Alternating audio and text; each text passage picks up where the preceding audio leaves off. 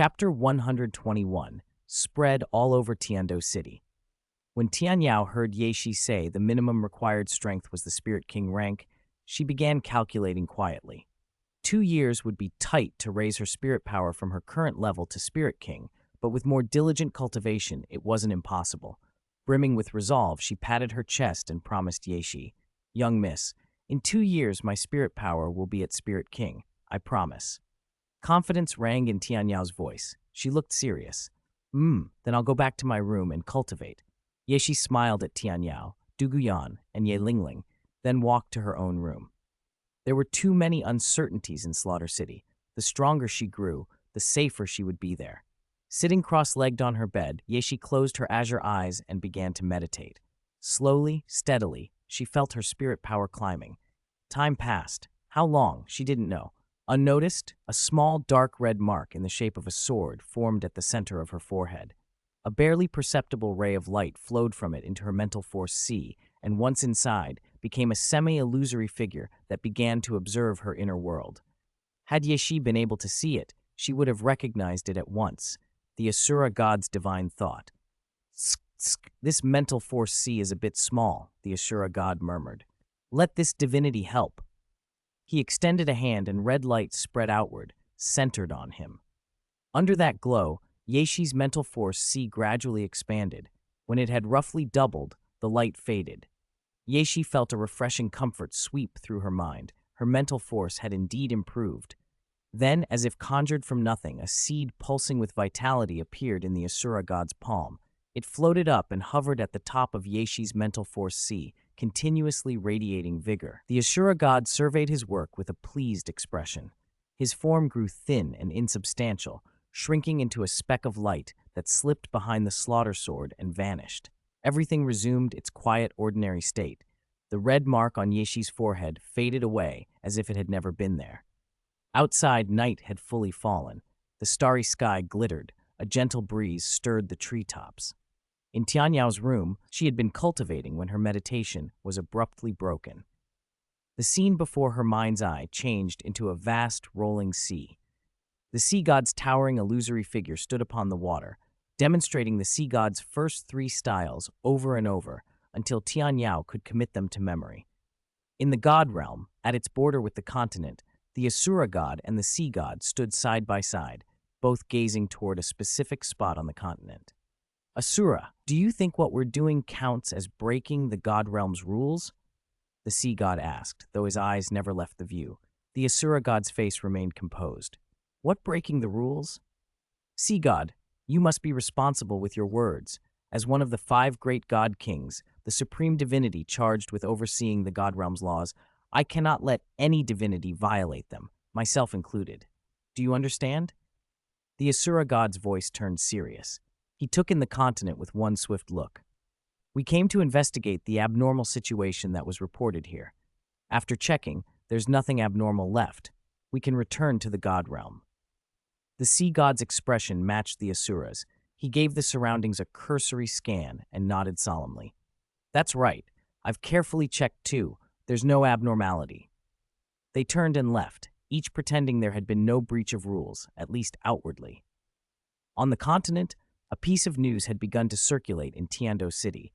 Sword Dao Chen Xin's public praise of Ye Shi, calling the younger generation a true match for a king. Because it was late, the spread was slow and confined to a small circle for the moment.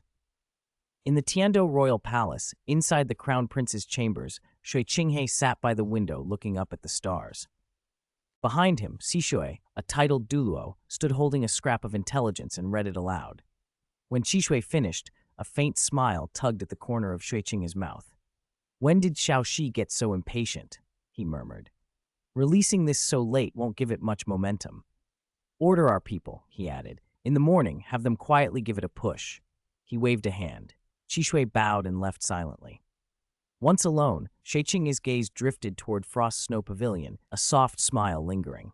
If Ye Shi were here, she'd insist she had no one release this news. Ever since she returned to Frost Snow Pavilion, she hadn't authorized anything like this. Where this tidbit had come from, even Ye Shi did not yet know. Chapter 122, Rumors in Heaven, Dew City. Early morning. Yeshi, who had been sitting cross-legged on the bed meditating, slowly came out of her cultivation state. She opened her pale blue eyes, glanced at the time, and prepared to stretch. Midway through the movement, she stopped. Something felt off. Normally, after a night of meditative cultivation, one would still feel some fatigue. Meditation can greatly relieve tiredness, but it cannot truly replace sleep. Yet Yeshi felt excellent. No weariness at all, just a clear, refreshed energy. It was as if she had woken from a long, deep sleep. Even more astonishing, her mental force seemed to have nearly doubled overnight. "Something's wrong. This isn't normal," she murmured. She tried to recall whether anything unusual had happened while she was cultivating. A cool sensation in her mental sea came back to her memory. That was the only anomaly. Yeshi didn't hesitate. She closed her eyes and sank her awareness back into her mental sea to inspect it. The changes hit her the moment she entered. Her eyes widened. The mental sea had grown vastly larger, and floating at its center was a green, glowing seed that pulsed with boundless life force. "What is this?" she breathed. "When did my mental sea get so big? What's that green thing, like a seed?" She scanned the scene carefully, but could find no immediate explanation. The seed and the enlargement seemed beneficial rather than harmful. If anything, they had increased her strength. Still, she felt a swirl of questions with no ready answers, so she withdrew from her mental sea for the time being. A familiar voice sounded outside the door. "Young miss, are you awake?" "Come in," Yeshi called. The door opened, and Zhong Meng, the maid, entered, carrying the washing things. Yeshi let her assist with her morning routine. After washing, she sat in front of a mirror while Zhong Meng stood behind her, combing her silver hair. Then a voice called from the doorway, "Young miss? Young miss?" Startled, Zhong Meng accidentally tugged too hard. A few strands of silver hair came free. Yeshi turned to see Tian Yao jogging into the room. Zhong Meng's face flushed with embarrassment as she held the loose hairs. Young miss, I didn't mean to." Yeshi waved a hand. "It's fine, just a few strands. You may step down." Zhong Meng bowed and left, grateful. Once the maid had gone, Yeshi looked at Tian Yao and asked, "Why are you in such a hurry?" Tian Yao sat down and, in a breathless rush, began to describe what had happened to her the previous night. While she was meditating, her consciousness had suddenly been drawn into an endless sea. There she had met a phantom of the sea god, who tirelessly taught her the sea god's first 3 styles. "That sounds good," Yeshi said, calmly combing through her hair with a wooden comb. But her eyes were thoughtful. Tian Yao's account matched Yeshi's own mysterious change. Both of them had experienced something unusual overnight. Yeshi's mental sea had swelled and held that green seed. Tian Yao had been taught by the sea god's phantom. The only reasonable conclusion was that a divinity had intervened.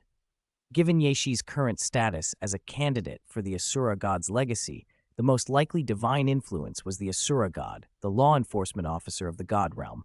Tian Yao beamed. "After a night of learning, I've mastered the sea god's first 3 styles. That'll make a huge difference in my strength." Yeshi nodded, her face composed.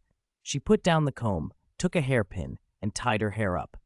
At that moment, she heard footsteps in the doorway and turned to see Ye Qingshui standing there. "Aunt Ye, why are you here?" Yeshi asked, surprised. Ye Qingshui rarely visited the back hall unless something important was at hand.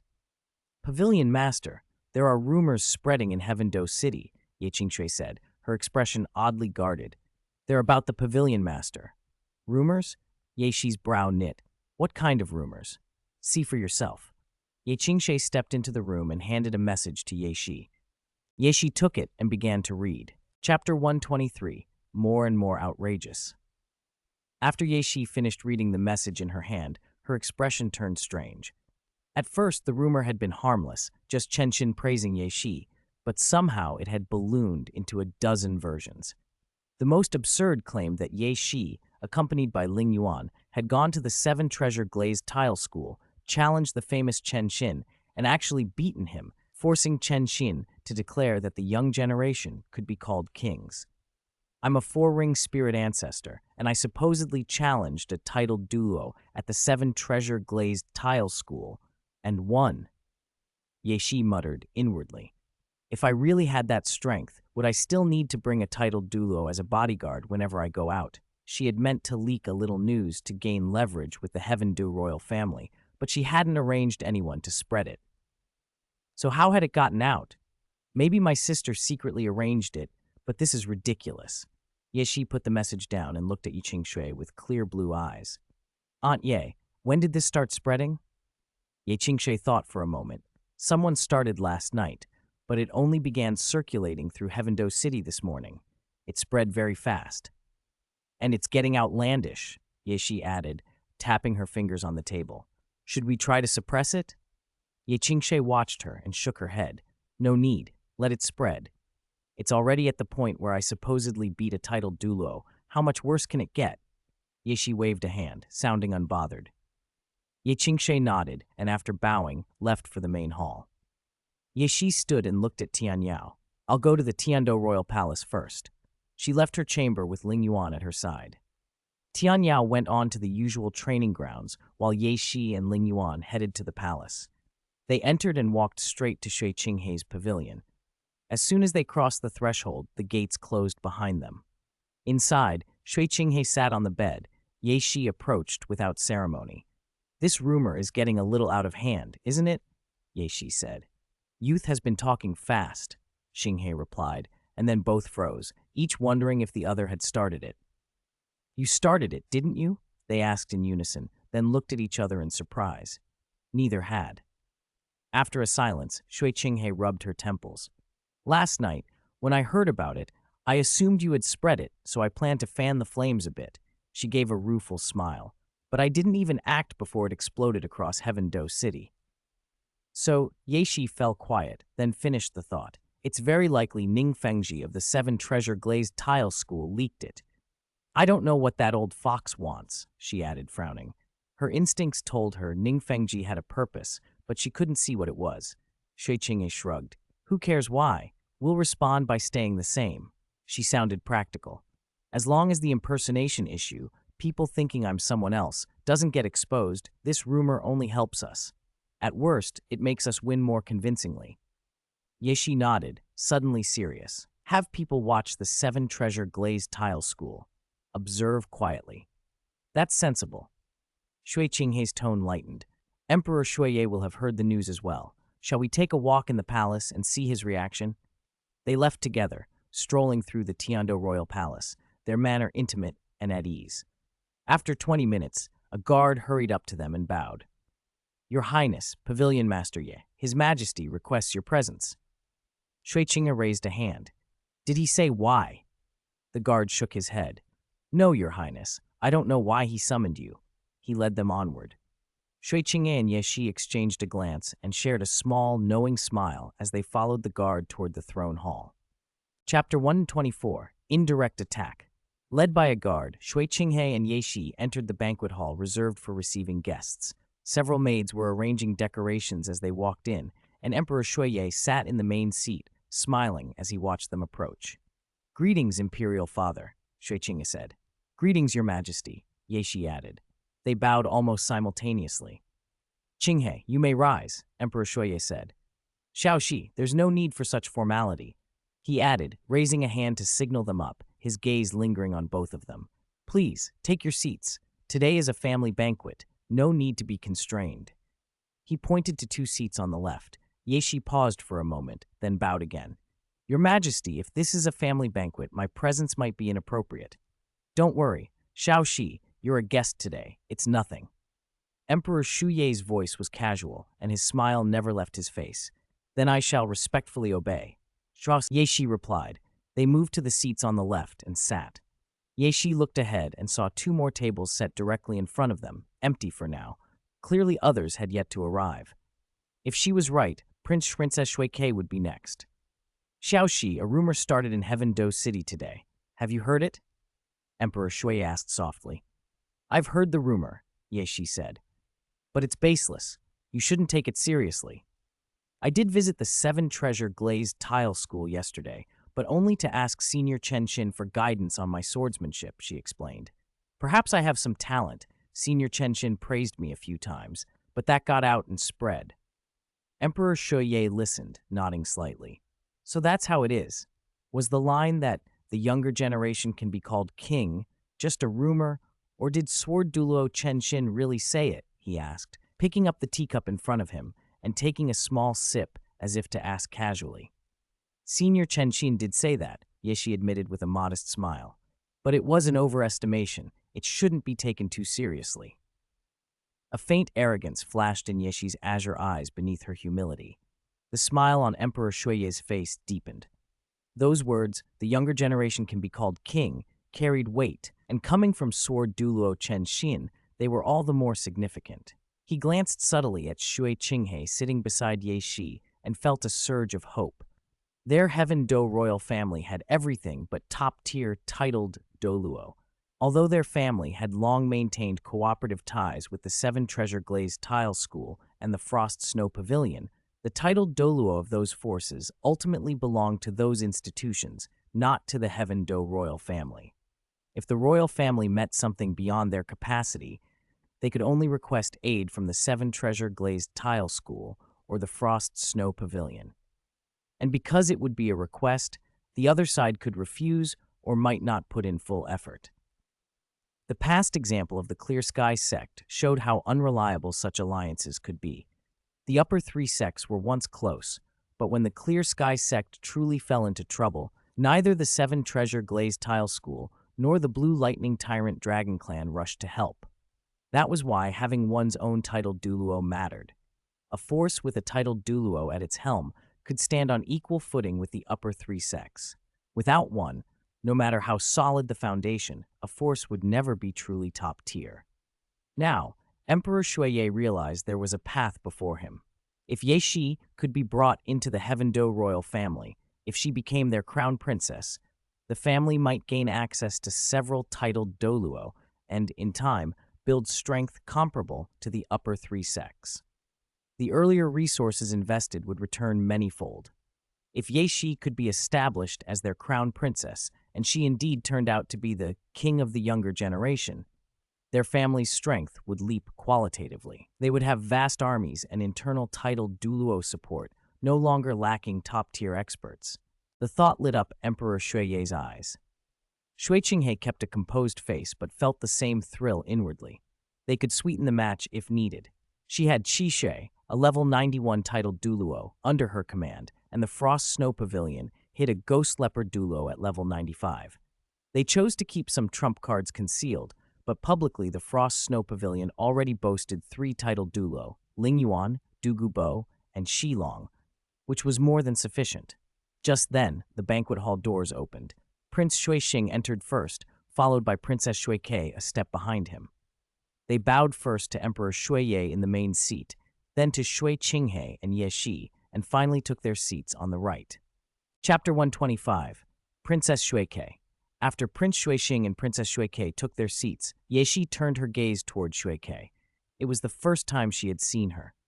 Shuike wore a white gown, a faint smile rested on her pale face, and she carried an unmistakable aristocratic poise. When she noticed Ye Shi looking, Shuike returned the gaze with a warm, welcoming smile. Her eyes even brightened a little as they met Ye Shi's. Ye Shi's expression flickered. There was something about Shuike's look she couldn't quite place. Still, she recovered quickly, returning a polite smile. Emperor Shuiye wasted no time. He leaned forward and introduced Shuike with a sweep of his hand. "This is my daughter, Shuike," he said. "Shuike admires you greatly." "Greetings, Princess Shuike," Ye Shi replied, rising and bowing with flawless manners. Shuike stood and returned the bow. After the brief formalities, they sat again, but Shuike's eyes kept glinting with a hint of excitement whenever they landed on Ye Shi. "Admires me?" Ye Shi wondered inwardly. She knew of Shuike's public feats, establishing a power at 9 that rivaled the upper 3 sects, becoming the head of a major force. At 11, breaking through to become a 4-ring spirit ancestor and fighting above her rank, making her one of the top prodigies in Heaven Do City. What Ye Shi didn't voice aloud was the darker secret. Shuike had been responsible for ending Clear Sky Douluo Tang Hao. That was a truth she would never claim in front of Tang San, the luck-imbued child, and certainly not mention openly. Tang San was vengeful, and the grudge for a father's death should, if anything, be left between Tang San and the Sky Azure Bull Python and the Titan Giant Ape in the Stardew Great Forest. Emperor Shuiye gave a small motion, and the palace maids withdrew. Soon platters laden with fragrant, beautifully arranged dishes were served. "Today is a family banquet," the emperor declared. "Please, speak freely." He was the first to lift his chopsticks. Once he began, everyone else followed suit, and the meal got underway. Shuike chatted with Yeshi, asking questions now and then. Yeshi answered patiently. The hall grew lively, laughter and conversation filling the air. When the mood was sufficiently buoyant, Emperor Shuiye lightly cleared his throat and, with a slight nod, looked toward Prince Xuexing on his right. Xuexing caught the hint and turned his gaze to Shui Qinghe, smiling. "Qinghe, you're not getting any younger," he said softly. "Have you considered the matter of a crown princess?" Shui Qinghe gave Yeshi a subtle look, an invitation to play along. All four of them were skilled at this kind of performance. The emperor and the prince were adept enough, but Shui Qinghe and Yeshi matched them and then some. "Imperial uncle, Qinghe hasn't given it any serious thought," he answered casually, his eyes flicking to Yeshi as if gauging her reaction. Prince Xuexing grinned and added in a teasing tone, "I think Pavilion Master Ye would make an excellent choice." Yeshi paused with her chopsticks half raised. Her cheeks warmed, and she lowered her head, neither accepting nor refusing outright. The faint blush made Emperor Shuiye's eyes sharpen almost imperceptibly. There might be a chance. He set his chopsticks down abruptly and adopted a stern expression. "Xuexing!" His voice carried real displeasure. "This is a family banquet, and Xiaoxi is our guest. As a prince of the royal family, how can you jest about such matters in front of a guest?" "Your Majesty, I was out of line." Xuexing rose slightly and bowed toward the emperor, then offered a sincere apology to Yeshi. "Pavilion Master Ye, I spoke prematurely. I hope you'll forgive my forwardness." Yeshi smiled faintly and shook her head. "There's no offense taken, Prince." Her cheeks remained tinged with color. Shui Qinghe, meanwhile, poured a cup of juice and handed it to Yeshi with a practiced air, his hand lingering as he smoothed a stray lock of hair back from her face. The gesture was intimate and effortless, a small, perfectly staged touch. The little performance was a draw. On the surface, both sides' acting was flawless, but in truth, Shui Qinghe and Yeshi were on another level. The entire banquet made it appear as if Yeshi were the only outsider present, but Shui Qinghe was also an outsider in his own right. And crucially, he and Yeshi were like sisters in this game. Taken as a whole, it was clear which pair had the upper hand. The meal continued, but the atmosphere had shifted to something more subtle. Conversation remained polite, and occasional remarks were exchanged openly. Yet beneath the surface, countless messages were being sent through looks and small gestures. The only person who seemed oblivious to the subtext was Princess Shuike. She alone continued to communicate with Yeshi in the open, her admiration plain and unaffected. Chapter 126, Shuike's worship time passed slowly. The banquet finally came to an end at noon. Princess Shuike rose from her seat and approached Yeshi, her eyes full of admiration. "Pavilion Master Ye, may I invite you to take a walk through the imperial palace?" Expectation threaded through her voice as she stared at Yeshi. Yeshi smiled and nodded. "Since your highness has invited me, I would be honored." She rose and glanced toward Emperor Shuiye at the head of the table. Princess Shuike's eyes followed. Before she could speak, the emperor gave a gentle wave, signaling them to go. With his approval, Yeshi and Princess Shuike left the banquet hall together. As the pair stepped out, the smile on Emperor Shuiye's face faded and was replaced by a more serious expression. He turned to Shui Qinghe at his right and said slowly, "Qinghe, set aside the less urgent matters for now. Spend more time at Frost Snow Pavilion. Don't make Xiaoxi always come to the Imperial Palace to see you." His voice was gentle but earnest. The intention was clear. Instead of having Shui Qinghe deal with small affairs at the palace, it would be better for him to visit Frost Snow Pavilion more often and deepen his relationship with Yeshi. Their bond was already close. Letting it develop naturally would be wiser than forcing it. Shui Qinghe bowed. "Father, I understand. I will go to Frost Snow Pavilion more often and strengthen my bond with Xiaoxi." Emperor Shuiye's expression softened with satisfaction. Elsewhere, in a garden awash with colors, Yeshi and Princess Shuike walked along a winding path toward a small pavilion. A breeze stirred their hair and set the flower petals trembling like a floral sea. Yeshi paused in the pavilion, taking in the view. A small smile curved her lips. Princess Shuike lingered at her side, glancing at her now and then with unabated admiration. Your Highness, at the beginning of the banquet, His Majesty said you spoke highly of me. Is that true? Yeshi asked softly. Princess Shuike nodded earnestly. Of course, I've heard of your deeds for a long time. She spoke quickly, eyes bright. You founded Frost Snow Pavilion in your youth, secured the support of the Heaven Do royal family, brought the Breaking Clan and the Defense Clan into line, established a cooperative pact with the Nine-Heart Begonia family, and drew numerous small and medium families and sects to attach themselves to Frost Snow Pavilion. In just a few years, you raised it to a level comparable to the upper three sects. She leaned closer, voice full of admiration. Pavilion Master Ye, your talent is rare across the whole continent. You once set the record for the longest winning streak in the Heaven Do Great Spirit Arena, still unbroken. At such a young age, you lead a mighty force. Even my father shows you a measure of deference. Yishi listened, a faint smile in her blue eyes. Everyone liked hearing praise, and Princess Shuike's words were heartfelt. When the princess finished, she blinked and, without thinking, reached out to take Yishi's arm. Pavilion Master Ye, when you have time, may I visit Frost Snow Pavilion? Yishi's smile deepened. You're welcome anytime. Princess Shuike brightened. You don't have to call me Your Highness all the time. Just call me Shuike. Yeshi chuckled softly. And you needn't call me Pavilion Master Ye. Call me Xiao Shi. Both of them seemed delighted by the exchange. They walked on, Shuike pointing out scenic spots and little-known corners of the palace, while Yeshi listened, occasionally asking questions. 2 hours slipped by easily.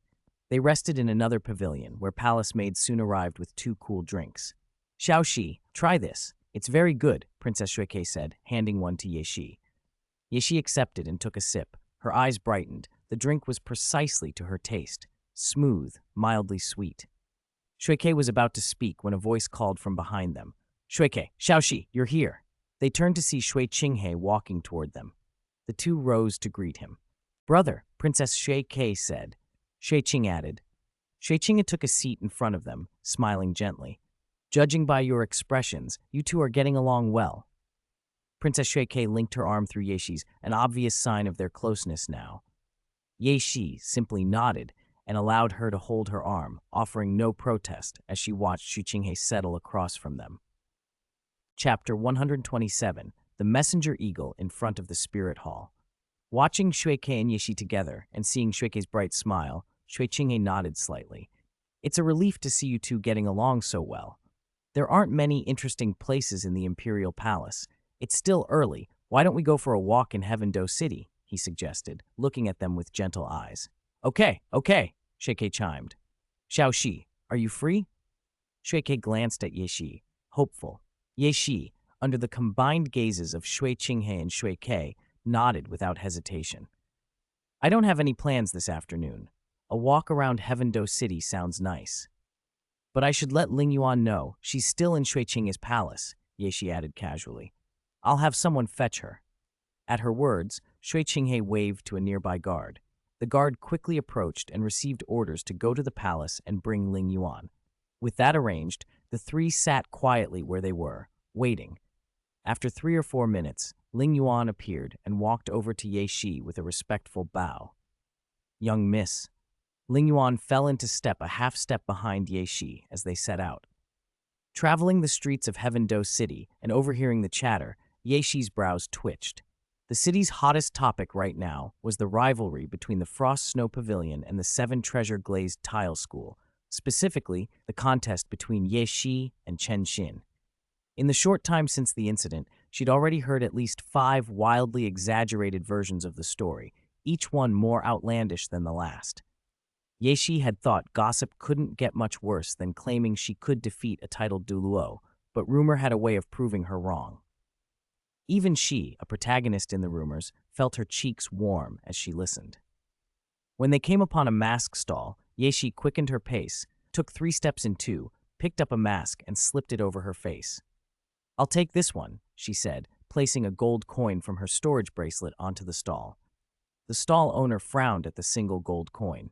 Young miss, I don't have change for that. No need. Yesi waved the remark away and walked on without looking back.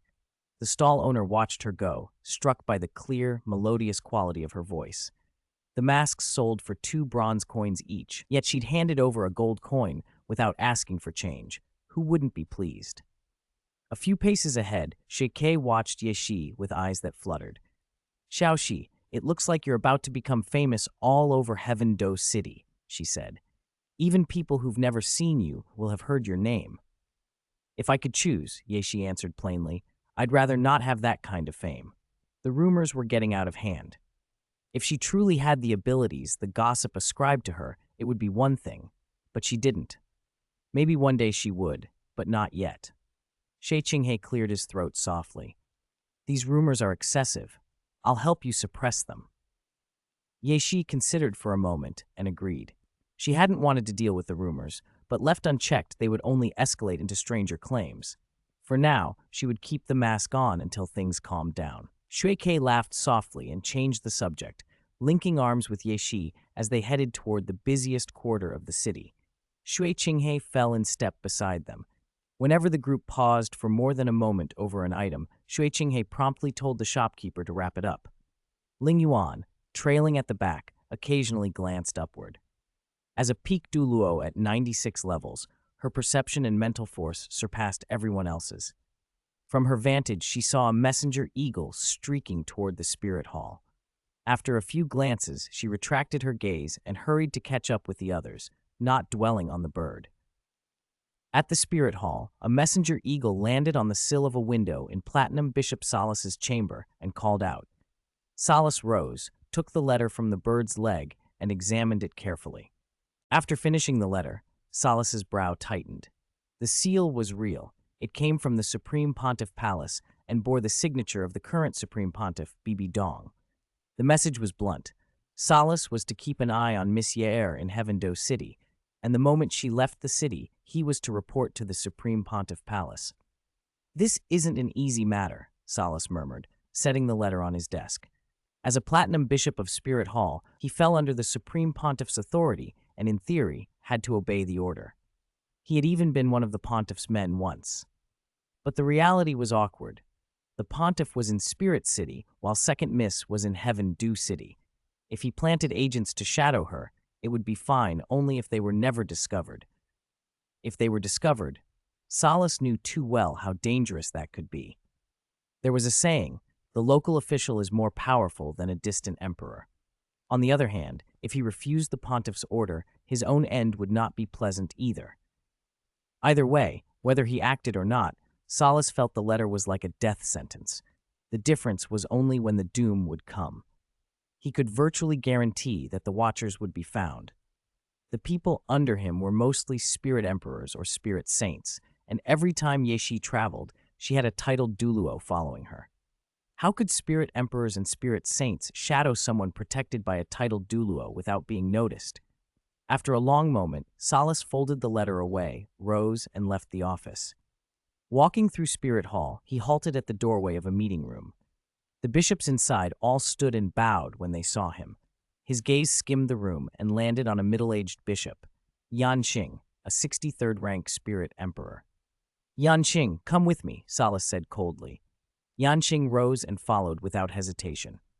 Back in Solas's private chamber, Solas took the head seat while Yanxing stood respectfully before him. Yanxing, Solas said, his expression grave, I have a secret mission for you. Yanxing's face became solemn. He thumped his chest with the flat of his hand in a gesture of oath. Platinum Bishop, rest assured, whatever mission you give, I will do my utmost. Good, I didn't misjudge you, Solas replied. He paused, then continued. I want you to secretly monitor Pavilion Master Ye of Frost's Snow Pavilion. If she makes any move to leave Heaven Do City, report to me immediately. Yanxing's face tightened. You want me to secretly watch Pavilion Master Ye? He could not hide his disbelief. Everyone knew a titled Douluo always accompanied Ye Shi when she traveled. Yanxing was only a spirit emperor. How could he possibly shadow someone with such protection? Is there a problem? Solas asked, narrowing his eyes. No, Yanxing stammered quickly, shaking his head. Your servant will do his best. Solas inclined his head and waved him away. Yanxing bowed and left. Once the door closed, Solace walked to the window and stared out at the bustling streets below, his mind deep in thought. Night fell. Shui Ke, and Ye Shi strolled down the lane toward its end. At the crossroads, Shui Qinghe and Shui Ke halted. Xiao Shi, my brother and I are heading back to the royal palace, Shui Ke said with a smile. We'll come out again when we have time. Shui Ke waved and turned toward the Tiando royal palace. Shui Qinghe nodded at Ye Shi with a faint smile. If you have time, come visit Frost Snow Pavilion as my guest. Ye Shi waved back. After their companions' figures vanished into the distance, Ye Shi and Ling Yuan set off for Frost Snow Pavilion. The lane had grown dim, and Ling Yuan, who had been walking a few paces behind quietly, suddenly spoke up.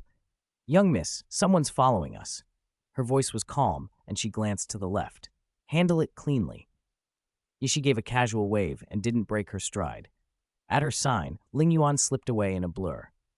In a shadowed corner of the street, Yanxing peered out and looked toward where Ye Shi had been. Huh, weren't there two just now? Why's there only one? He muttered, puzzled, scratching his head. A chilling voice sounded beside him. Are you looking for me? Ling Yuan had her back to the wall, her gaze fixed on Yanxing. She hadn't attacked at once because she recognized the Spirit Hall uniform he wore. What puzzled her was why anyone from Spirit Hall would be secretly following Second Miss. Yanxing whirled to face her. Panic showed in his eyes as his mind raced for a response. Why are you following young miss? Ling Yuan asked, arms crossed, studying him intently. Chapter 129. You are so brave. When Ling Yuan asked, Yanxing remained silent, still weighing his options. Irritated by the long pause, Ling Yuan pulled a token from her person and tossed it toward him. This question will not be repeated, she said, her voice several degrees colder. Yanxing caught the token, saw it clearly, and immediately bowed. Greetings, Elder. I was only following the Platinum Bishop's orders, he added with respectful formality. The Platinum Bishop? Ling Yuan pressed. Solace, Yanxing confirmed with a heavy nod. His silence was a clear assent. I understand. You may go. Ling Yuan's gaze sharpened with warning. Regarding today, act as if nothing happened and claim no knowledge of it. Do you understand? Yes, Yanxing's reply was quick. I have been cultivating in Spirit Hall all day and never left. He bowed once more, returned the token to Ling Yuan, and retreated quietly. After he left, Ling Yuan turned and went straight to where Ye Shi stood. She stayed half a step behind her. Handled cleanly? Ye Shi asked casually when she saw Ling Yuan return. No. Ling Yuan shook her head. Ye Shi regarded her with a puzzled look that needed no words. That man was from Spirit Hall. He says he acted on the Platinum Bishop's orders, so you just warned him and let him go? Ling Yuan explained, and Ye Shi listened thoughtfully. Platinum Bishop Solace. She fell silent for a moment, then looked toward Spirit Hall. Why would he follow me for no reason? We're not going back to Frost Snow Pavilion yet. Let's go to Spirit Hall. She pulled a laughing and crying mask from her storage bracelet, slipped it on, and strode toward Spirit Hall. Ling Yuan followed without hesitation. In the Platinum Bishop's room, Yanxing had just finished reporting the situation to Solace. Solace listened with an almost unreadable calm, then waved him away. You may go. Yanxing left, and Solace closed his eyes as if waiting. 20 minutes later, the door opened, and Ye Shi and Ling Yuan entered. Solace opened his eyes, rose without hesitation, and bowed to them both. Greetings, Second Miss, he said. Greetings, Elder. Ye Shi chuckled softly as she sat. Solace, how dare you send your subordinates to follow me? What were you trying to do? Her voice was composed, her blue eyes steady behind the mask. Solace bowed his head deeper. Forgive me, young miss. I was acting under orders. Acting under orders? Ye Shi tapped the chair's armrest. From Supreme Pontiff Bibi Dong? Solace said nothing, his silence reading like tacit confirmation. Ye Shi's guess was confirmed. Solace, you're clever, she said, but sometimes trying to play both sides doesn't end well. She spoke without visible emotion. The mask made her expression unreadable. Solace forced a bitter smile. He knew all too well the dangers of playing both sides, but he felt trapped. Neither the Supreme Pontiff nor the Second Miss were people he could afford to offend. The Supreme Pontiff was far away in Spirit City. Retaliation from her would take time. Offend Ye Shi in Heaven Do City, and he'd face immediate consequences. He'd chosen what he thought was the lesser risk. Warn Ye Shi through a subordinate, hoping to stay safe. He had not revealed anything from the letter, everything Yeshi had inferred on her own. Seeing Solace remain silent, Ling Yuan stepped forward as if to speak, but Yeshi waved her back. I can guess some of the specifics even without your help. I won't make this difficult for you. You can give whatever explanation you need to your superiors, but you have to play a scene for me. A scene? Solace asked. Ling Yuan, do it. Yeshi closed her eyes and leaned back in the chair, arms crossed. Ling Yuan flexed her wrists and moved toward Solace. He swallowed hard. Before he could protest, Ling Yuan's hand balled into a fist and struck him. Solace didn't dodge, he dared not, and in truth, could not. Ling Yuan hit him squarely, sending him flying across the room. He smashed into the table and collapsed heavily to the floor, cries and the sound of breaking wood filling the room. The outburst was dramatic, but measured. Ling Yuan held back. The injuries she inflicted were superficial. Solace's shouts echoed loudly, but beneath the noise the implication was clear. A warning had been delivered, by force if necessary. Chapter 130, Make a Little More Noise. Listening to Solace's screams, Yeshi kept count in her head. After 15 minutes, she finally spoke, stopping Ling Yuan as she was about to resume the beating. Ling Yuan, you can stop. Ling Yuan immediately halted, stepped back behind Yeshi, and stood quietly. Yeshi glanced around the room. Tables and chairs were smashed, documents strewn everywhere, a total mess. Solace lay on the floor with a swollen, bruised face. When Yeshi looked at him, he forced himself to his feet and stood respectfully before her. Second miss. His voice was hoarse from the beating. Yeshi studied him for a moment. Solace, are you angry about this? Is there any resentment in your heart? This subordinate doesn't dare. Solace answered bluntly. Only don't dare, not don't have? Yeshi let out a soft, indifferent laugh. Solace lifted his head to meet her eyes, then bowed it again. Yeshi was right. He had some resentment, but he dared not speak it aloud, at least not now, not in front of her. This beating was for 3 reasons, Yeshi said calmly. First, because you overstepped your bounds. Second, so you can give the Supreme Pontiff an explanation. Third, to help you put on a little show with me. She gestured him closer. Solace took a few steps forward and stopped a short distance away, while Yeshi leaned in and explained the plan in a steady voice. He nodded at intervals as she spoke. When she finished, she straightened and asked, Solace, do you know what to do now? Second miss, please rest assured, this subordinate knows what to do. He answered earnestly. Then let's start now. Remember, make a big commotion. Yeshi snapped her fingers. Ling Yuan moved at once, took Yeshi's arm, and they hurried toward the door. In a blink, Ling Yuan swung her foot and kicked the door inward. It crashed down with a thunderous bang that echoed through Spirit Hall. Startled, the other occupants looked up. Ling Yuan hauled Yeshi out of the room, and they left Spirit Hall at a full run. Alone in the ruined chamber, Solace stared at the fallen door, drew a deep breath, and let out a furious roar. Someone! His shout carried through the hall. Bishops flocked to the entrance of Solace's room. Platinum Bishop, what happened? One of them asked. Can't you see? Solace shot back, his eyes dark. The pavilion master of Frost Snow Pavilion brought people here under the pretense of discussion and had them beat me. The bishops exchanged puzzled looks. Yan Xing, one of Solace's attendants, stepped forward. Send someone to tidy this room. And the rest of you, follow me. Solace waved them away and led his men out of Spirit Hall, while Yan Xing ordered a cleanup crew into the chamber.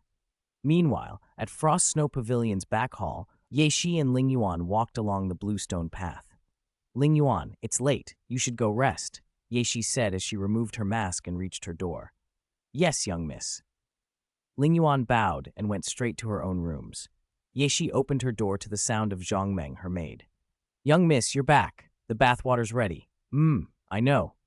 Yeshi handed her clothes to Zhang Meng, slipped into the bathtub, and closed her eyes. The water was just the right temperature.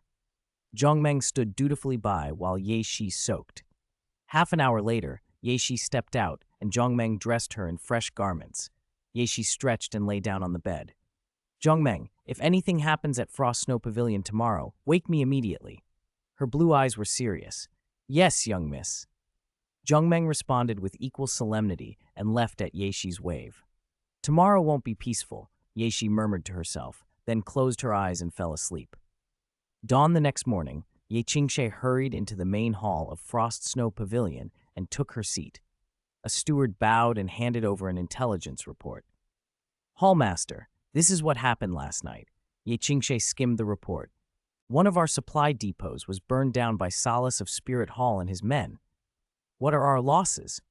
Why would Solace burn one of our supply points for no reason? Her brow tightened, displeasure clear in her tone. Hallmaster, although the depot burned, its value wasn't great. We estimate the loss at around 300,000 gold coins, the steward said. According to people from Spirit Hall, it was because the pavilion master brought people to beat up a bishop of Spirit Hall, which is why they... Before the steward could finish, Ye Qingshe cut him off. Chapter 131, Meeting at Frost and Snow Pavilion. I understand. Please invite Hallmaster Yang, Hallmaster Niu, Poison Douluo, and the other senior officials to the main hall for a discussion. I will go to the back hall to call the pavilion master. Ye Qingshe rubbed her temples, a slight headache flickering across her face. She rose and went toward the back hall. The attendant, seeing her leave without hesitation, stepped out to summon the other senior officials. Back hall of the Frost Snow Pavilion. Ye Qingshe arrived at Ye Shi's door and found Zhong Meng, Ye Shi's maid, standing quietly outside. Hallmaster, Zhong Meng said respectfully when she saw Ye Qingshe approach. No need for formalities, Ye Qingshe replied. Zhong Meng, can you call the pavilion master? Something serious has happened in the pavilion, and she needs to handle it in person. Please wait, Hallmaster. I'll wake the pavilion master. Zhong Meng entered the room and walked slowly to Ye Shi's bedside. Ye Shi was still asleep. Young miss, Zhong Meng murmured softly, gently nudging Ye Shi's arm. Hallmaster Ye is here. She says something major has occurred in the pavilion, and the young miss must deal with it personally. Ye Shi's eyes opened gradually. She sat up and rubbed them, yawning. Aunt Ye is here? Yes, Hallmaster Ye says it requires your attention. Zhong Meng repeated the message, watching Ye Shi, who was still half asleep, respond calmly. I understand. Ye Shi swung her legs off the bed and rose. Zhong Meng moved to help her wash, but Ye Shi waved her off. No need. Keep it simple. After splashing some water on her face, Ye Shi picked up the wooden comb on the table and began to comb her hair as she left the room. At the door, she saw Ye Qingshe waiting and walked straight to her. Aunt Ye, what happened? She combed her hair with a few relaxed strokes. She already had a good idea. After all, she had been the one to provoke Solace. Ye Qingshe quickly recounted everything she knew. I see. Let's go to the main hall first, Ye Shi said, and then called for Ling Yuan before they all proceeded to the main hall. Inside the main hall, Ye Shi took the chief seat while Ling Yuan stood behind her. On the left sat Ye Qingshe, Yang Wudi, and Niu Gao, the three hall masters. On the right were Dugu Bo and Ghost Leopard, both titled Douluo. Aunt Ye, please give us a brief overview, Ye Shi said, calmly running her fingers through her silver hair. Ling Yuan took the wooden comb from her and continued combing as Ye Qingshe rose to speak. Ye Qingshe described the events of the previous night. When she finished, Yang Wudi, Niu Gao, and Dugu Bo all frowned, their faces grave. Ling Yuan and Ghost Leopard, however, showed no outward agitation. Ye Shi tapped the armrest of her chair, her gaze sweeping across the assembled officials. Everyone here is a senior official of Frost Snow Pavilion. Speak freely. What are your thoughts on this? A hush fell over the hall before Ye Qingshe was the first to speak. Pavilion Master, I think we should humble ourselves before Spirit Hall for now. Given our current strength, provoking Spirit Hall would be unwise. Even the Clear Sky sect, once the foremost sect, chose to retreat when suppressed by Spirit Hall. Her eyes met Ye Shi's as she spoke earnestly. She genuinely feared Ye Shi might choose confrontation out of youthful impetuosity. Her worries, however, were unnecessary. One by one, the others voiced agreement. Pavilion Master, I agree with Hallmaster Ye, Yang Wudi said quietly. Although I resent Spirit Hall, our pavilion is not as strong as they are. Pavilion Master, I agree as well, Niu Gao added gravely. Now is not the time for rash decisions. We cannot afford to make Spirit Hall our enemy. Dugu Bo joined in with a solemn nod. Ling Yuan and Ghost Leopard remained silent, watching Ye Shi. Ye Shi sat in thought for a long moment, the tapping of her finger on the armrest the only sound. Then she looked up, calm and composed. Aunt Ye is right. Given our current situation, challenging Spirit Hall openly would be foolish. She smiled faintly, her confidence steady. I already have a plan to deal with this. I will handle it myself when the time comes. Aunt Ye, how do you intend to proceed? Do you need us to act? Ye Qingshui asked, clasping her hands. You can all continue your duties as usual, Ye Shi answered, yawning as she waved them off. There's nothing you need to do for now. If anything else happens, inform me immediately. Relieved at her composure and assurance, Ye Qingshui, Yang Wudi, Nu Gao, and the others rose. Pavilion Master, then we will take our leave. You may go back first, Ye Shi replied, her smile unchanged. After bowing to her, they filed out of the main hall. After Ye Qingshui, the 3 hall masters, Yang Wudi and Nu Gao among them, and a retinue of senior officials left the hall, only Ye Shi, Ling Yuan, and Ghost Leopard remained in the wide chamber. Ye Shi glanced at the time. It was still early. She looked down at Ghost Leopard. He noticed her gaze, rose, crossed the room, and bowed. Young miss, is there anything you need to do? He asked. Their eyes met. Ghost Leopard's steady, Ye Shi's a clear sapphire blue. Her lips curved into a small smile as she gave him instructions. When she finished, Ghost Leopard straightened, a confident light in his eyes. Young miss, rest assured. I will take care of it, he said, patting his chest. It's still early. I'll go back and rest for a while, Ye Shi added. She rose and headed for the back hall, Ling Yuan falling in step behind her. Ghost Leopard watched them leave, then turned and strode out of Frost Snow Pavilion to carry out her orders. In the back hall, Ye Shi and Ling Yuan walked along the bluestone path in companionable silence. If sister comes looking for me, wake me, Ye Shi said as they approached her room. If anyone else comes, tell them I have urgent business and ask them to wait in the main hall. I understand, Ling Yuan replied calmly, nodding without hesitation. Ye Shi smiled faintly, opened her door, and lay down on the bed. Her eyes closed, and she drifted quickly into sleep. While she slept, the scandal between Frost Snow Pavilion and Spirit Hall quietly swept through Heavendew City. Rumors moved faster than any messenger. Within hours, every street and alley was buzzing. At Tiandou Royal Palace, in the Crown Prince's quarters, Shui Qinghe sat up in bed with the report in his hand. Furrowing his brow, he muttered to himself. How could Frost Snow Pavilion suddenly be at odds with Spirit Hall? The news suggested the clash was serious. Ye Shi's people had beaten Platinum Bishop Solace in Spirit Hall, and in retaliation, Solace had led men to burn a supply depot belonging to Frost Snow Pavilion. Shui Qinghe thought for a long time without landing on a satisfying reason. Finally, he rose. If the papers left something unexplained, he would go to Frost Snow Pavilion himself and ask Ye Shi what had happened. Across the city at the 7 Treasure Glazed Tile School, Ning Fengji sat in the Great Hall studying the same dispatch. He handed it to Chen Xin on his left. Chen Xin read it carefully and passed it to Gu Rong. Ning Fengji watched them perplexed. Strange, he said. How did Frost Snow Pavilion end up in conflict with Spirit Hall? And it doesn't sound minor. Chen Xin considered the report, then spoke. Fengji, from what this says, I can believe that Ye Shi's people could have beaten Solace. Ye Shi looks humble, but she's proud underneath.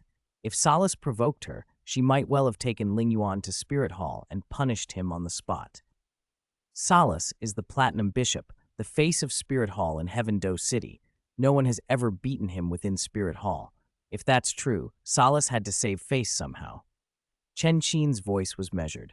Burning a supply depot at Frost Snow Pavilion would be a way to retaliate without directly confronting a place protected by a titled Douluo. Gu Rong nodded in agreement. My take is much the same, but Frost Snow Pavilion is in trouble if this goes up the ladder.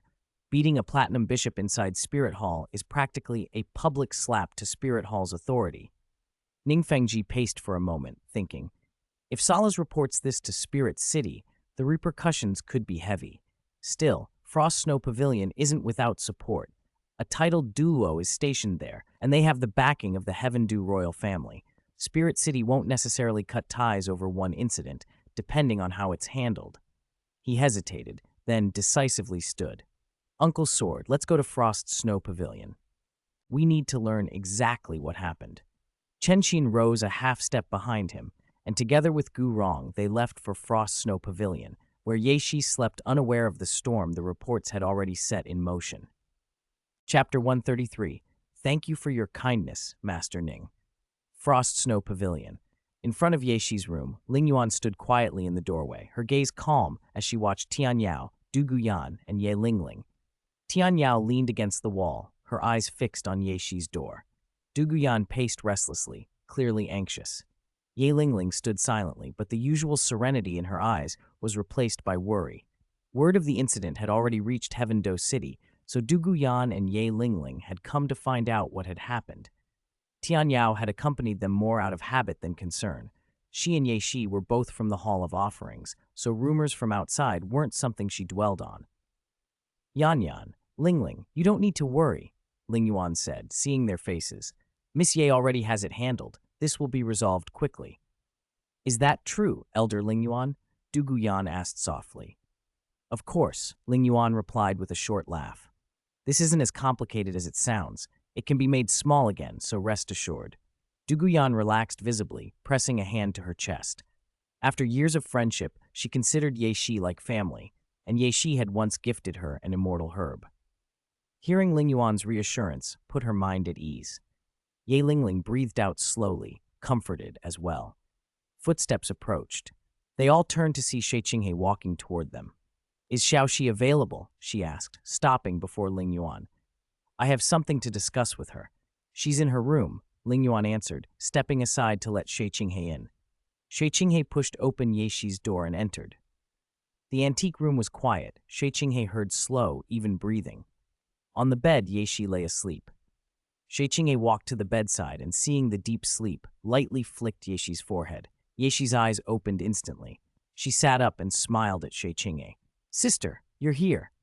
Ye Shi stretched, a faint smile on her features. You sleep soundly. Shi Qinghe sat on the edge of the bed. A thin sheen of golden light washed over her, and her appearance shifted back into Qian Renshui's likeness. Xiaoxi, did something unexpected happen? She asked, arm coming around Ye Shi's shoulders. Why did you change your original plan? Qian Renshui pressed, voice soft. It was a little unexpected, Ye Shi admitted, leaning into Qian Renshui. So I adjusted the plan. Qian Renshui's expression darkened. What happened? Ye Shi explained the whole incident. As she spoke, Qian Renshui's hands tightened and her face grew serious. Who would have Solace watch your every move? Qian Renshui snapped. And the Supreme Pontiff sent the Bishop of Spirit Hall this order? Solace is brazen to dare it, she added through clenched teeth, her golden eyes narrowed. She was clearly angered. Ye Shi smiled lightly and told Qian Renshui about Solace's pride and the measures she'd taken. Qian Renshui listened closely, thinking through the adjustments. After some consideration, she relaxed slightly. There's nothing wrong with the revised plan, she said. Then, her tone cooling and determined, she added, As for Solace, I'll go see him, and that woman in Spirit Hall, I'll speak with her. She looked toward Spirit Hall, her slender phoenix eyes narrowing. Spirit City was a larger problem with no immediate solution, but Solace was within reach. Qian Renshui's voice was grave. Xiaoxi, you had Ling Yuan teach him a lesson. That was punishment for his insubordination, but I'll handle Solace myself. Ye Shi nodded silently, her azure eyes turning toward Spirit Hall. He'd better be careful, she thought. Spirit Hall, Solace's room. After treatment by the Spirit Master, the bruises and marks on Solace's face had faded. He had just finished writing a message and was about to seal it when he suddenly sneezed. His eyelids flickered. He muttered to himself, perplexed by the unexpected bout. Shaking off the oddness, he tucked the note into an envelope, affixed it to a messenger hawk, and opened the window to let the bird fly. I hope the Supreme Pontiff won't be too harsh, he murmured, then closed the window. Solace sat back down and closed his eyes, waiting in tense silence for whatever would come next. Chapter 134, Ning Fengji's Visit. Ning Fengji and Chen Xin reached the entrance of Frost Snow Pavilion and paused before the two deacons on duty. Ning Fengji stepped forward with a gentle smile. Is your pavilion master in? Please tell her that Ning Fengji and Chen Xin of the Seven Treasure Glazed Tile School have come to pay their respects, Ning added in a voice like spring breeze. The deacons inspected them briefly and returned smiles. Schoolmaster Ning, please wait a moment. I will report it at once. The deacon on the right bowed and hurried into the pavilion. Ning Fengji nodded to Chen Xin and waited. In the rear hall, the deacon went straight to Ye Shi's door. Seeing Ling Yuan standing there, he bowed deeply. Elder, Schoolmaster Ning Fengji of the Seven Treasure Glazed Tile School and Sword Douluo Chen Xin have arrived and are waiting at the entrance. Ling Yuan listened respectfully as the deacon recounted the scene at the front. I understand. You may go, she said, dismissing him with a wave. Once he had left, she turned quietly to inform Ye Shi and Chan Renshui of the visitors. Chan Renshui said nothing, only looping an arm around Ye Shi's shoulder. Ye Shi's blue eyes flickered before she spoke softly to Ling Yuan outside the door. Ask Ning Fengji and Chen Xin to wait in the main hall for a moment.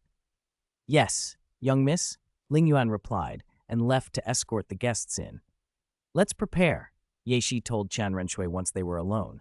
Chan Renshui nodded and gave the main hall a casual, almost amused glance.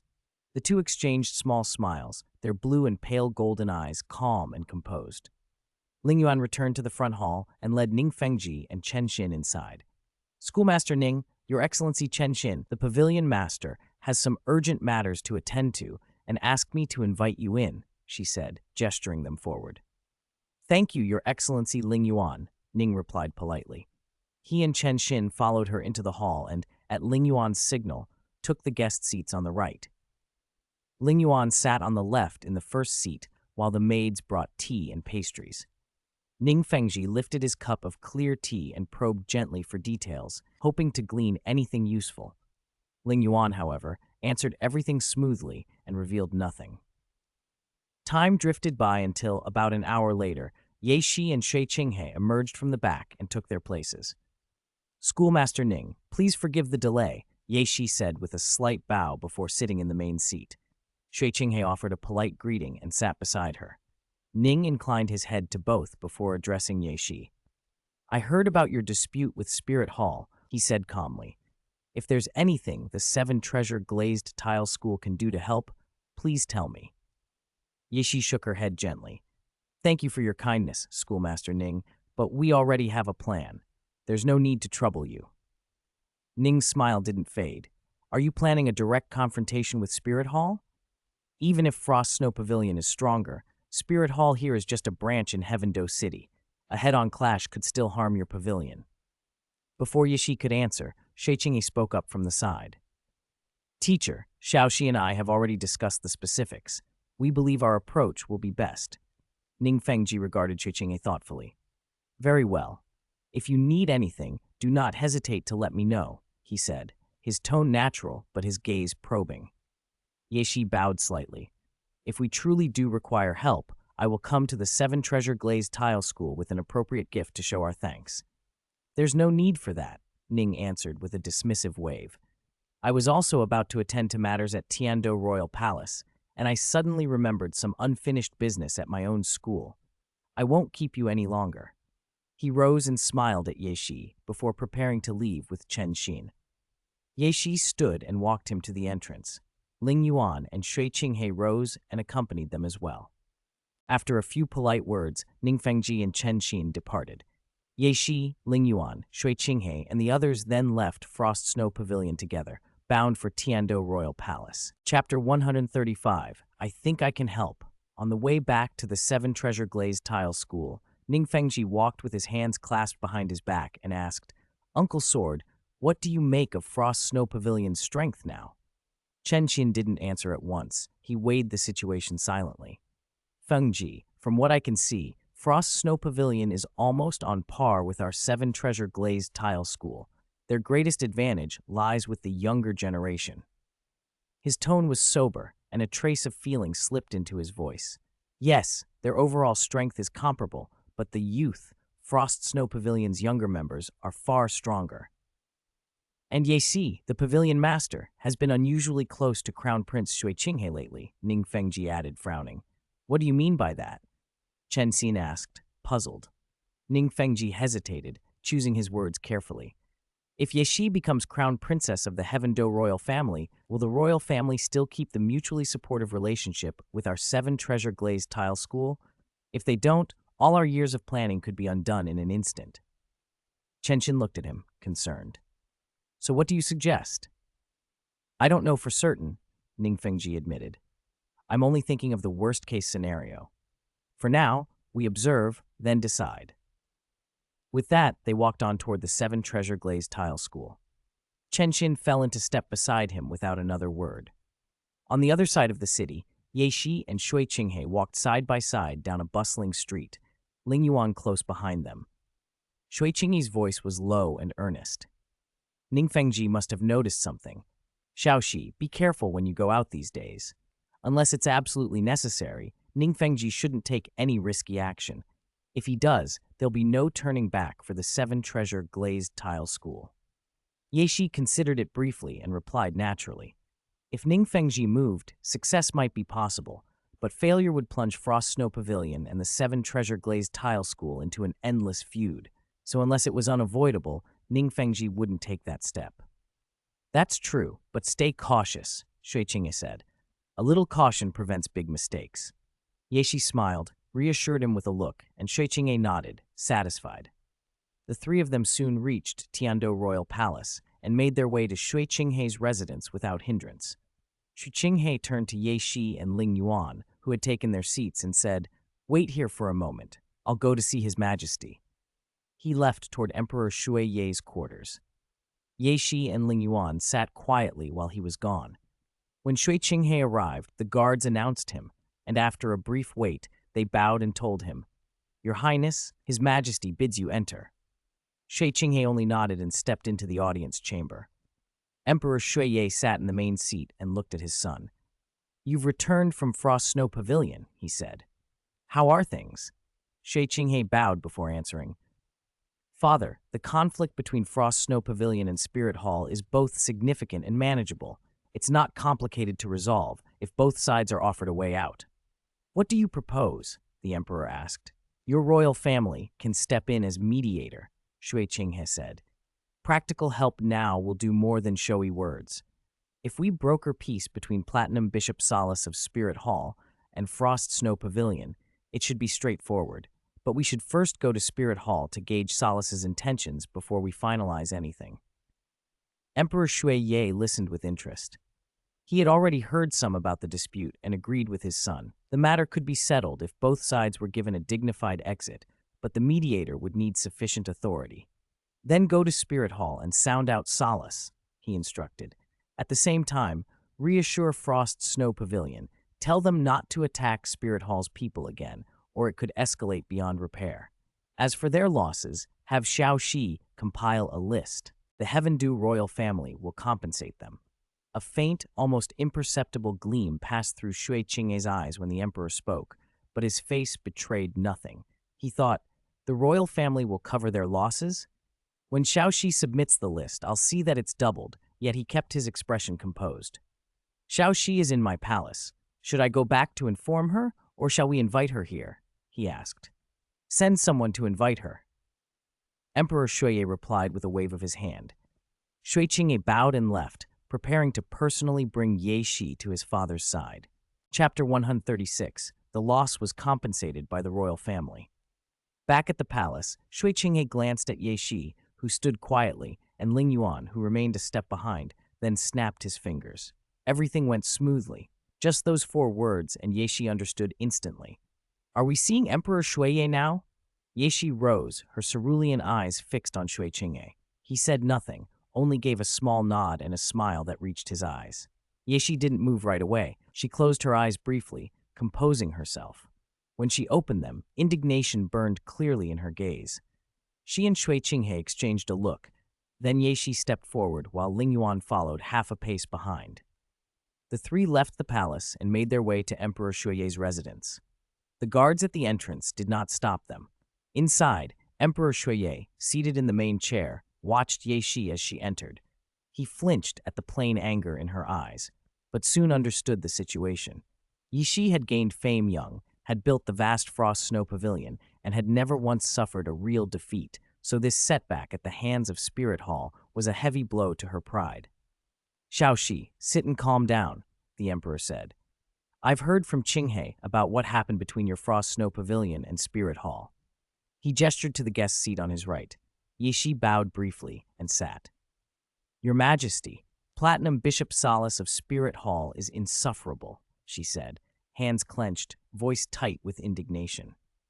"Yesterday, After I parted with His Highness the Crown Prince and was on my way back to the pavilion, someone began following me. If Ling Yuan hadn't been with me, who knows what would have happened. When Ling Yuan intervened, we discovered the follower was from Spirit Hall.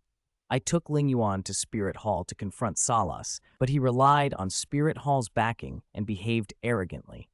I was furious and had Ling Yuan teach him a lesson. The rest is what people in Heaven Do City have been talking about. Emperor Shuiye listened, seeing both her account and the anger in her expression, and accepted it without question. Xiao Shi, I know what happened, but if the Frost Snow Pavilion were to completely break with Spirit Hall now, it wouldn't be wise. It's better for our royal family to step in and mediate. The royal family will compensate for all losses your pavilion has suffered. Ye Shi fell silent, thinking it over. After a long moment, she nodded. All right. The emperor smiled and looked to Shui Qinghe. Qinghe, it's late. Tomorrow you will go to Spirit Hall and see to this. Yes, Father Emperor, Shui Qinghe replied with a bow. It's late. You should both go and rest, the emperor added, waving them away. Shui Qinghe and Ye Shi bowed and left. Once they had returned to the Crown Prince's palace, the anger in Ye Shi's eyes softened into a small, wry smile. There shouldn't be any problem now with Emperor Shuiye, Shui Qinghe said as he poured 2 cups of water and handed one to her. Xiao Shi, when you get back, make a list of the Frost Snow Pavilion's losses and give it to me. I'll notify Spirit Hall. Ye Shi took a sip of the water. No need. You should go back and rest. I'll go to Spirit Hall myself tomorrow. Shui Qinghe waved his hand casually, indifferent. Ye Shi glanced at him, not saying more, and privately lamented Salas's fate. After a little more conversation, Ye Shi rose, and with Ling Yuan left for the Frost Snow Pavilion. On the walk back, she frowned in thought. Since the Heaven Do royal family would reimburse the losses, perhaps it wouldn't hurt to report a bit more than strictly necessary. At the pavilion, Ye Shi went straight to find Ye Qingshui, who sat at a desk, busy with affairs. Aunt Ye, tally up the damages the Frost Snow Pavilion has incurred and give the list to me. I'll take it to the royal family to get compensation, Ye Shi said, a faint smile on her face. All right, Pavilion Master, Ye Qingshui answered, setting aside her other work. I'll have people start counting now. Ye Shi walked toward the back hall. Watching her go, Ye Qingshui murmured to herself, thoughtful. Ye Qingshui, now head of the 9-Heart Begonia family, was sharp. If the royal family was going to absorb Frost Snow Pavilion's losses, the next step would almost certainly be for them to step in and mediate the dispute. Chapter 137. Report more. Ye Qingshui didn't step out until Ye Shi's figure had disappeared. A faint smile tugged at the corner of her mouth as she left. Since the Heaven Do royal family would be covering Frost Snow Pavilion's losses anyway, it wouldn't hurt to report a little more to the young miss, she thought. If Ye Shi had known, she would have approved. Her own calculations had landed on the same idea. In about 10 minutes, Ye Qingshui had finished compiling the list of Frost Snow Pavilion's losses. The original total came to 320,000 gold coins. Ye Qingshui glanced at the page, mulled it over, then inflated every item several times, rounded the total up, and changed 320,000 into an even 1 million gold coins. Satisfied, she tucked the list into her hand and headed for the back hall to show it to Ye Shi. At Ye Shi's door, she knocked. The door opened and Ye Shi's maid, Zhang Meng, appeared. Hallmaster, the young miss is bathing. If it isn't urgent, please wait a moment, Zhang Meng said politely. I don't need to see her. Just give this to the young miss. Ye Qingshui handed the list to Zhang Meng. I will deliver it at once. Zhang Meng glanced at the sheet, then went back inside and closed the door. Ye Qingshui said nothing and returned to the front hall. Inside the antique decor room, Zhang Meng bowed and presented the list to Ye Shi. Young miss, Hallmaster Ye asked me to give you this. Ye Shi's pale eyes opened as she reached out for the paper and scanned it. When she saw the numbers, they widened. That morning, Ye Qingshui had reported a loss of just over 300,000. How had it become 1 million now? She thought for a moment and understood. Ye Shi handed the list back to Zhang Meng. Give this to Ling Yuan. Have Ling Yuan double the numbers on it and send the list to the Tiando Royal Palace. Yes, young miss. Zhang Meng took the list and went straight to Ling Yuan's room, which adjoined Ye Shi's. She knocked. Ling Yuan came out and listened as Zhang Meng repeated Ye Shi's instructions. Ling Yuan took the paper, dutifully doubled every figure to 2 million, and then set off for the Tiando Royal Palace. Late that night in the Tiando Royal Palace, the Crown Prince's chamber was quiet. Shui Qinghe held the list and studied it, then looked up at Ling Yuan, who stood before him, perplexed. "Is Xiaoxi really playing this big?" he muttered. 2 million in resources just discarded like that? Is Frost Snow Pavilion that wealthy now? Ling Yuan, calm, explained exactly what had happened. She had doubled the numbers on Ye Shi's orders. Shui Qinghe considered the figures and then began to rework them mentally. Even having the 2 million didn't seem right. There had to be padding below before Ye Shi had even seen it. He picked up the brush and changed the 2 million to a new sum, 3,720,000. Odd numbers lent an air of authenticity, he reasoned, and by making the number awkward, the Heaven Do royal family, eager to appear generous, would likely round it up.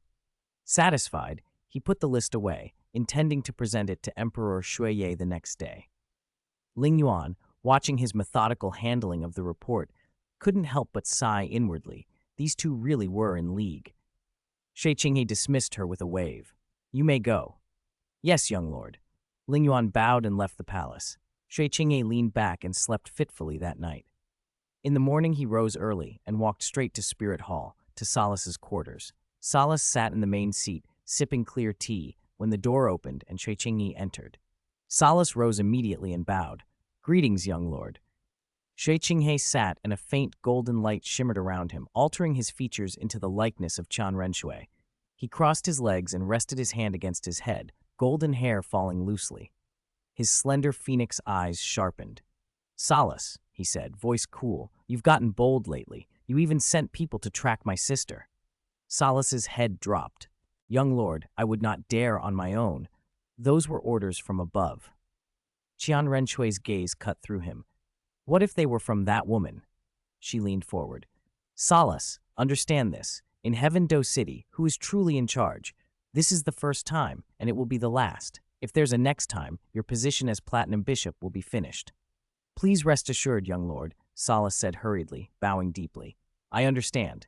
Qian Renshui cast a sidelong glance at Salas and lifted her hand slightly, signaling him to rise. Salas straightened immediately, awaiting further instruction. "Salas, you know part of the plan my second miss arranged, don't you?" Qian Renshui asked casually. "Young lord, I only know part of it," Salas replied respectfully. "The second miss didn't tell me the next step. She told me to wait for word." Qian Renshui's eyes lifted. "The Heaven Do royal family will step in to mediate between Frost Snow Pavilion and Spirit Hall. When that happens, you must act according to the situation. Understood?" Salas didn't answer at once. He stood still, thinking for a moment, then nodded. "Young lord, I understand." His voice carried a quiet confidence. As the Platinum Bishop of Spirit Hall, Salas was sharp. The royal family's mediation was, in essence, a performance for Emperor Xueye. If they all played their parts properly, there would be no trouble. "Good. I'll send someone to notify you tomorrow." Qian Renshui rose. A faint golden light shimmered over her, and she resumed the guise of Shui Qinghe. Salas bowed deeply to Shui Qinghe. Shui Qinghe waved him off and left the room, heading toward the Tiando Royal Palace. Once she had gone, Salas sat back down, his gaze lingering on the figure as she receded. "Those disputes between the Supreme Pontiff Palace and the Hall of Offerings are a real headache," he muttered to himself, lost in thought. Tiando Royal Palace. Shenghe walked back toward his residence, his mind on the emperor's study. Once inside his palace, he retrieved the list from the previous night and went straight to see Emperor Xueye. The guards flanking the study door stepped aside as he approached. "Your Highness, the Crown Prince," they said, then added respectfully, "His Majesty has ordered that if you come, you need not report. Please enter." Shui Qinghe inclined his head and entered. Before he reached the desk, the emperor looked up from his papers. "Qinghe, are all matters settled?" "Imperial Father, everything has been handled," Shui Qinghe said, handing the list over. "After my persuasion, Platinum Bishop Salas of Spirit Hall has expressed a willingness to reconcile. Tomorrow, we'll invite both parties and the royal family will give them a way out." He paused, then added, "This is the list of losses Frost Snow Pavilion submitted to me. The total is very large. Your son does not feel comfortable deciding this on his own and asks you to make the call. Emperor Shuye smiled at first. Qinghe, you are the crown prince of my Heaven Do Empire. No matter how large Frost Snow Pavilion's losses, how much could it really be? A few 100,000 at most. If we're generous, we might round it to 1,000,000. Frost Snow Pavilion has a titled Douluo overseeing it. Even with Spirit Hall's backing, Solace himself is only a spirit Douluo. He shouldn't push retaliation too far. But when he glanced down at the list, the smile drained from his face. He rubbed his eyes as if his vision had betrayed him. The number on the paper did not change, 3.72 million gold coins. Qinghe, are you sure this list is correct? The emperor asked, incredulous. The amount has been verified by my men, Shi Qinghe said steadily. It cannot be wrong.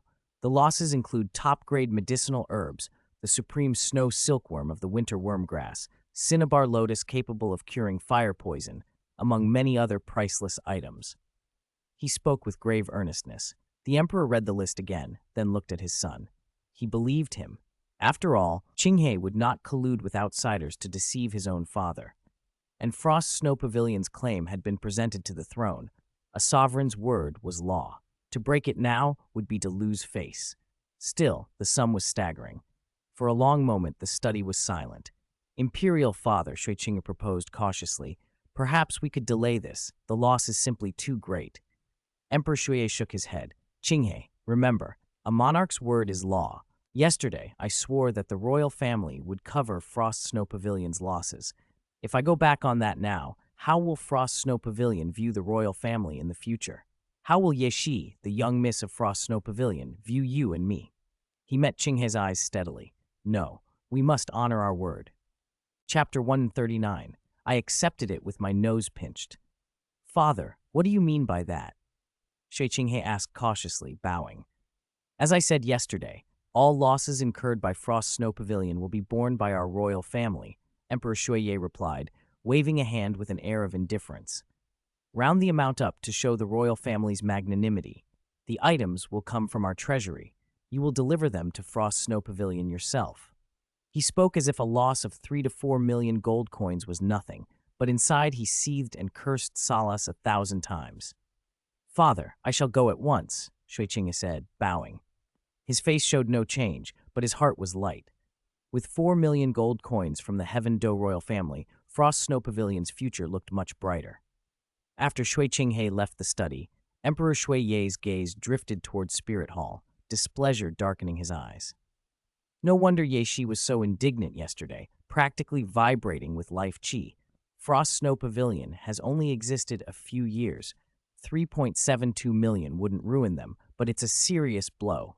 If someone were impatient enough, sending people to kill you, Solace, wouldn't be impossible. He muttered to himself, growing more annoyed, but there was nothing to be done. He had sworn to cover Frost Snow Pavilion's losses. For the sake of his own face and that of the Heaven Do royal family, he could only grit his teeth and accept it. Meanwhile, Shi Qinghe walked to the royal treasury in high spirits, his steps light. At the gate, the guards responsible for the storeroom lowered their heads and bowed as he approached.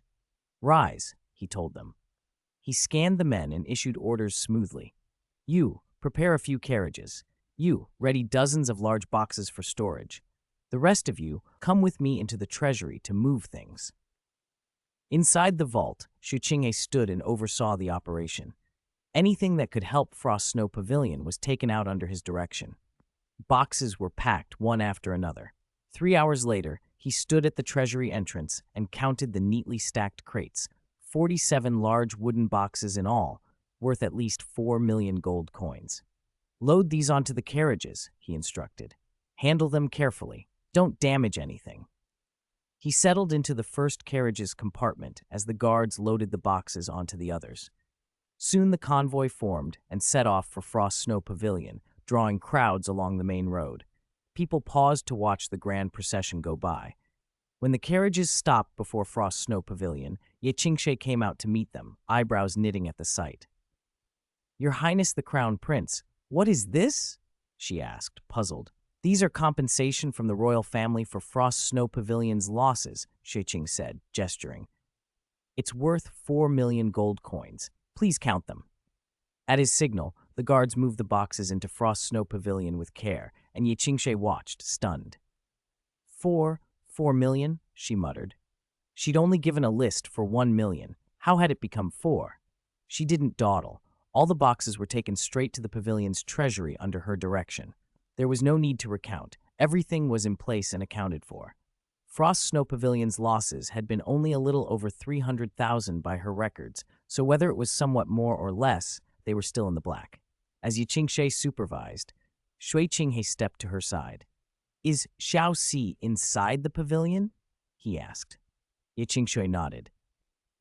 "The young lord is dining in the back hall. She said if your highness the crown prince came, you may go straight to the back." "Thank you." Shui Qinghe bowed and walked toward the back hall. In the dining room, Ye Shi, Tian Yao, Ling Yan, Du Guyan, Ye Lingling, and the others were seated around the table, enjoying a meal. Zhongmeng stood to the side, attending as a maid. When Shui Qinghe entered, Ye Shi stood and feigned surprise. "Shui Qinghe, why have you come?" she asked lightly. The others rose and bowed slightly as well. "I've come to compensate Frost Snow Pavilion for its losses," Shui Qinghe said with a smile. He gestured for them to sit again, then moved closer to Ye Shi. "You haven't eaten yet, have you?" Ye Shi asked, turning to him. "Zhongmeng, prepare another set of bowls and chopsticks, and make some fresh dishes for His Highness," she instructed softly. Zhongmeng hurried away. Shui Qinghe did not refuse the hospitality. He looked at Ye Shi with a gentle expression. "Xiao Shi, to make up for your losses, I brought goods worth 4 million. Hallmaster Ye is already counting them in the front hall. If anything is missing or wrong, tell me." How much?" Ye Shi blurted. 4 million? Tian Yao echoed in disbelief. "Didn't I just ask Ling Yan to double it? How did it become 4 million? Ye Shi looked at him, and when she saw the smile in his eyes, she understood. Chapter 140, Counting Supplies. After exchanging a glance, Shui Qinghe and Ye Shi fell silent, though a faint smile lingered in both their eyes. Soon, Zhongmeng returned with a tray holding a new set of bowls and chopsticks, and several freshly prepared dishes. He set the tray in front of Shui Qinghe, then stepped back to stand behind Ye Shi. Shui Qinghe picked up utensils and sampled the food. The dining room was quiet. No one spoke while the two of them ate, yet it felt comfortable rather than awkward. Du Guyan's eyes, however, kept drifting to Ye Shi at the head of the table and to Shui Qinghe beside her, wondering what was on her mind. Ye Lingling remained as cool and aloof as ever. The meal finished quickly. Du Guyan was the first to rise. She turned toward Ye Shi. "Xiaoxi, Tian Yao, Lingling and I are going to our daily training now." Ye Lingling, seated beside Du Guyan, rose as well and looked toward Tian Yao, who was still eating. Tian Yao blinked, put down her bowl and chopsticks, stood and prepared to follow them. You may go," Ye Shi said softly, waving a hand. Without hesitation, Du Guyan, Ye Lingling, and Tian Yao filed out of the dining room. Once they were out, Du Guyan, walking between the other two, put a hand on each of their shoulders and lowered her voice. "Tian Yao, Lingling, did you notice anything?" Both girls stared back at her, puzzled. Du Guyan continued in a hush. "When His Highness the Crown Prince came to the back hall of the Frost Snow Pavilion this time, no one announced him. That means Xiaoxi tacitly approved." Du Guyan watched their faces, hoping for surprise, but saw none.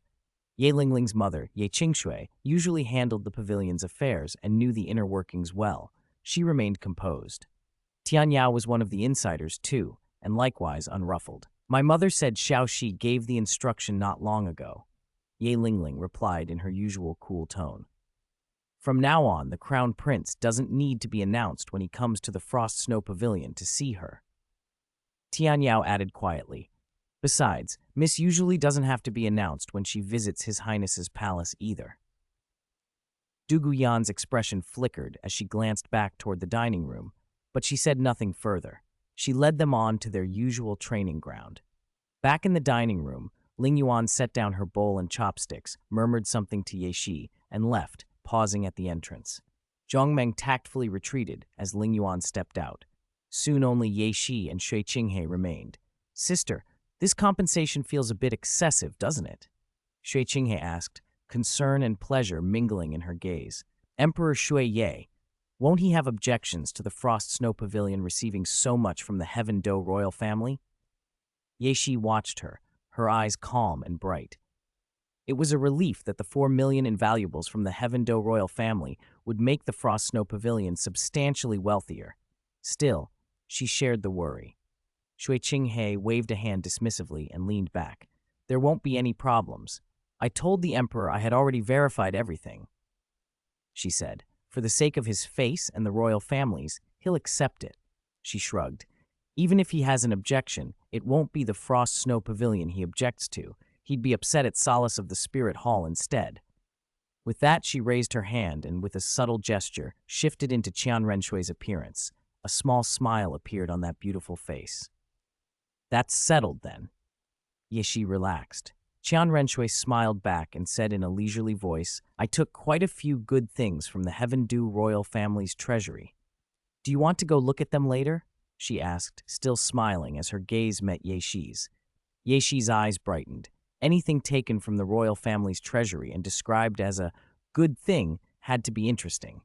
Yes, good things, she echoed.